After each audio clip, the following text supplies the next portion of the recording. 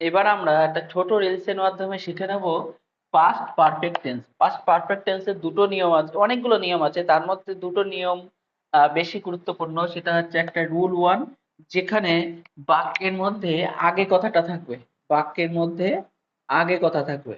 আর একটা আছে rule two, অর্থাৎ যেখানে বাক্যের মধ্যে পরে কথাটা থাকবে। কেন এরকম থাকবে? তার কারণ পাস্ট পারফেক্ট টেন্সটা হচ্ছে অতীতকালের দুটো কাজ, একটা কাজ আগে হবে একটা কাজ পরে হবে, মানে হবে বলতে হয়েছিল, একটা কাজ আগে হয়েছিল একটা কাজ পরে হয়েছিল, এমন বোঝালে তখনই সেটা পাস্ট পারফেক্ট টেন্স হবে। এটা অ্যাকচুয়ালি কিন্তু কমপ্লেক্স সেন্টেন্স। তাহলে আগে কথাটা থাকলে কি হবে? এখানে গঠনে দেখো, যেহেতু আগে কথাটা আছে এই জন্য এই যে পাস্ট পারফেক্ট টেন্স বা হ্যাড ক্লজটা আগে বসবে। শুধু এই ওয়ার্ডের উপরে ভিত্তি করে, যেহেতু আগে কথাটা আছে অর্থাৎ হেড ক্লজটা আগে বসবে আর পাস্ট ইনডেফিনিটটা পরে বসবে।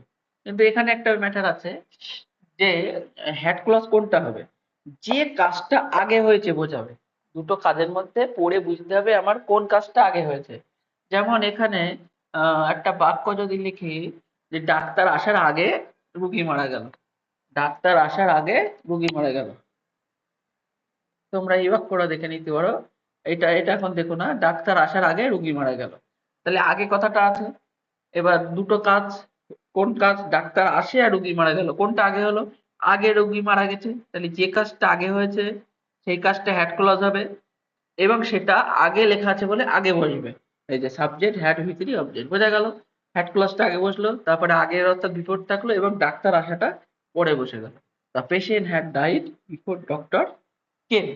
এবার আমরা শিখবো পরের একটা ভিডিওতে পরে কথাটা থাকলে কি হয়।